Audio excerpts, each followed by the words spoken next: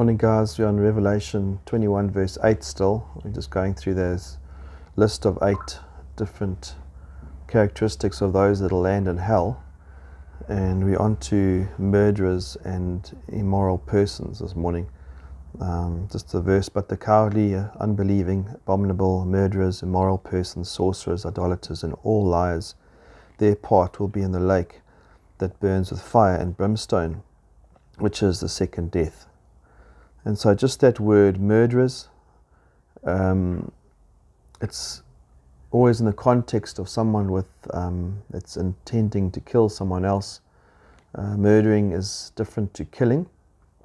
If you look at in the Ten Commandments, the New American says thou shalt not murder, but some translations say thou shalt not kill, and that Hebrew word not as strong as this Greek word to murder. So if you're intending to kill someone, it's not like homicide if you kill someone by accident or by self-defense or in some other way, but even capital punishment is allowed even in the New Testament. So capital punishment, God uses the governments to keep law and order, and he uses the governments to bring about the death penalty, which shows how serious God is, takes sin. And so we don't want to take it lightly. But if someone has got to the stage where they keep on, it's almost like they taste blood and they want to get revenge and they want to intently kill people, there is no place in heaven for that kind. And that's just showing really all of these things reveal the nature of man and their heart. And you must just remember I think it's in Matthew 5, where Jesus reminds us of the standard of God by saying, if you say to your brother Raka, if you're angry with your brother, you call your brother a name, it's the same as murder. And so when our heart is intently angry or resentment, or we have this feeling of hatred in our heart towards someone else, so it's more than just taking a knife and stabbing someone and killing them. It's actually can start with the heart. So we need to, even as believers, check that we're not getting feelings of hatred, because the standard is high for a believer. We need to even love our enemies. And so, but certainly murderers, all murderers will go to hell. The second one I want to just look at this morning is that one, immoral persons.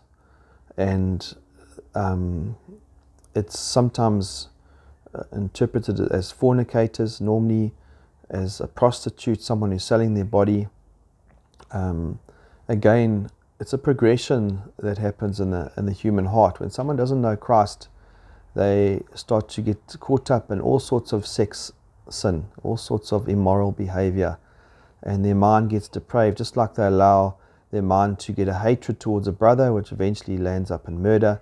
In the same way, God designed sex between a man and a woman in marriage only, and anything outside of that is sexual immorality. And so, but this Greek word, for quite a strong word for when one selling, often, as I say, even often used in the sense of a male prostitute.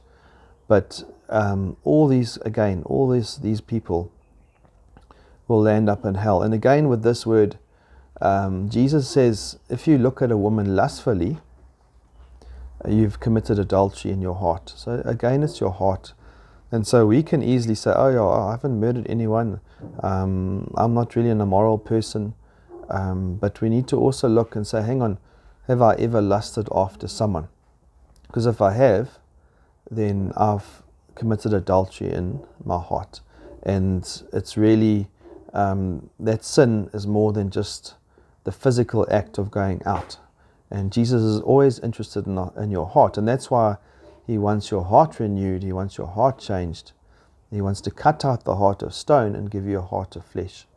And that's only done by coming to him and being saved.